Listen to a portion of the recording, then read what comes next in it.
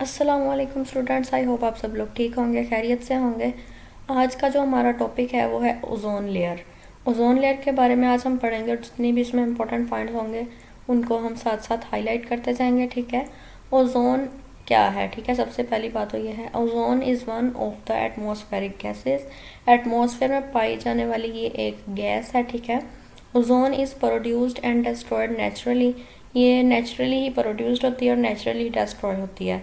It is present in the upper portion of atmosphere. Atmosphere के सबसे ऊपर वाले पोर्शन में ये मौजूद होती है। It does not let the ultraviolet rays to reach on the earth. इसका काम ये होता है कि यूवी रेज जो होती हैं, अल्ट्रा वायलेट रेज जो होती हैं सूरज से निकलने वाली, ये उनको ज़मीन तक नहीं पहुंचने देती। अल्ट्रा वायलेट रेज का skin cancer and eye disease. ठीक है, अल्ट्रा वायलेट रेज जो होती हैं ये डेंजरस है हमारे लिए। इसकी वजह से स्किन कैंसर हो रहा है और आँखों की बहुत सारी बीमारियां पैदा हो रही हैं। ठीक है, तो इसको रोकने के लिए ओजोन लेयर, ओजोन गैसेस हमारे काम आती हैं। ठीक है, if the quantity of ozone gas decreases, जब हमारे पास ओजोन गैस की जो क्वांटिटी है, मिकदार है, वो कम हो जाएगी, the ultraviolet rays will reach the earth. तो हमारे जो अल्ट्रा वायलेट रेज होंगी तो उनको ज़मीन पे पहुंचने का मौका मिल जाएगा। ठीक है, which is harmful for life, जो हमारी ज़िंदगियों के लिए ख़तरनाक है। Therefore the presence of ozone is necessary, इस वजह से ओजोन का मौजूद होना हमारे लिए ज़रूरी है। नेक्स्ट है causes of ozone layer depletion. Ozone layer depletion is the thinning of ozone layer present in the upper atmosphere. ठीक है, अपर एटमॉस्फेयर में ये एक ओजोन लेयर है। ठीक है, ये आपको बारीक सी तय नज़र आ रही है। ठीक है, तो यहाँ पे एक जगह से इसकी ओजोन लेयर जो डिप्लीट हो गई है, ख़राब हो गई, यानी एक जगह से डैमेज हो गई है।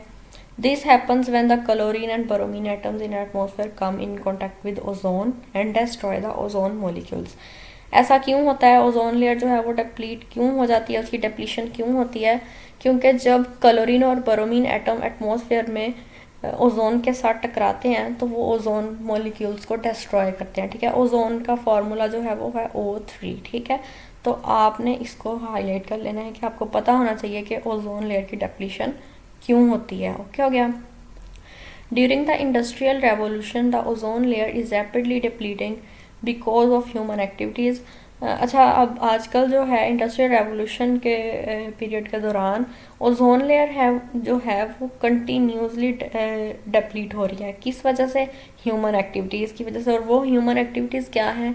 जैसे क्लोरोफ्लोरोकार्बन्स हैं which is used in refrigerators, जो हमारे रेफ्रिजरेटर्स हैं, और अदर होम अप्लायंसेस जो हैं उसके अंदर जो क्लोरोफ्लोरोकार्बन्स यूज़ हुए हैं वो हमारी ओजोन के लिए बहुत ख़तरनाक हैं। ठीक है, तो वो जो गैस है वो हमारी ओजोन को डिप्लीट करती है।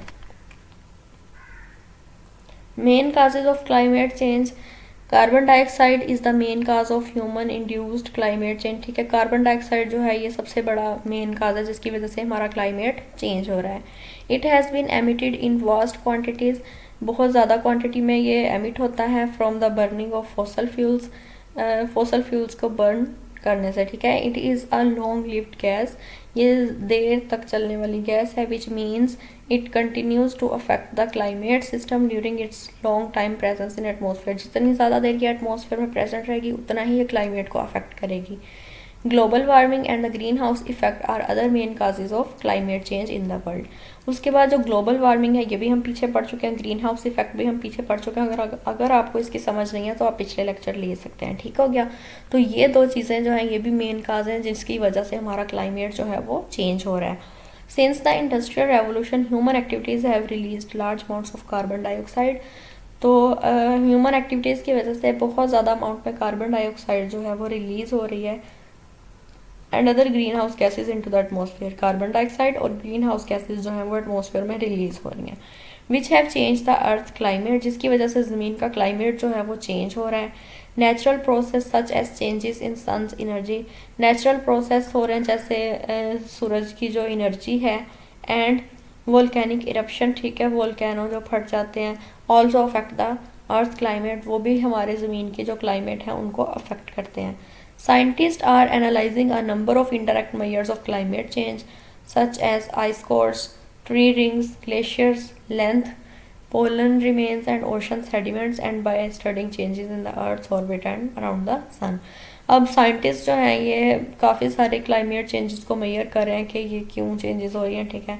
This record shows that the climate varies naturally over a wide range of time scales. तो इससे क्या शो हो रहा है कि ये नेचुरली वेरी करता है क्लाइमेट, तो टाइम स्केल से के वाइड रेंज पे, ठीक है। Since the industrial revolution we have been adding more and more greenhouse gases into the air. हमारी इंडस्ट्रीज से निकलने वाला धुआं और इस तरह की हमारी एक्टिविटीज़ जो हैं, इसकी वजह से हम क्या कर रहे हैं, हम ग्रीन हाउस गैसेज को अपनी हवा में छोड़ रहे हैं बहुत ज़्यादा अमाउंट में, ट्रैपिंग इवन मोर हीट। और instead of keeping the earth at a warm and stable temperature, हमें अपनी जो है हमारी जो अर्थ है वो वार्म और स्टेबल टेम्परेचर में रहने की बजाय the greenhouse effect is heating the planet eight much faster rate. जो ग्रीन हाउस इफेक्ट है वो हमारे प्लानट को यानी अर्थ प्लानट को बहुत तेज़ी से गर्म कर रहा है, ठीक है। We call this the enhanced greenhouse effect, इसको हम इन्हांस्ड ग्रीन हाउस इफेक्ट भी बोलते हैं। And is the main cause of climate change, और क्लाइमेट चेंज का ये मेन काज है, ठीक हो गया। यहाँ तक आज का टॉपिक हमारा ख़त्म होता है। होप सो आपको समझ आई होगी अच्छे से। तो आपने कोई भी ऐसा काम नहीं करना जिसकी वजह से हमारे माहौल में जो है वो आलूदगी पैदा हो, ठीक है। अपने ही कोशिश करें। उसके बाद रेफ्रिजरेटर्स तो हर किसी के घर में होते हैं ना, तो उससे निकलने वाले जो क्लोरोफ्लोरोकार्बन्स हैं वो हमारी ओजोन लेयर को ख़राब कर रहे हैं। हमारी अपनी एक्टिविटीज़ की वजह से हम अपनी ज़मीन को ख़राब कर रहे हैं।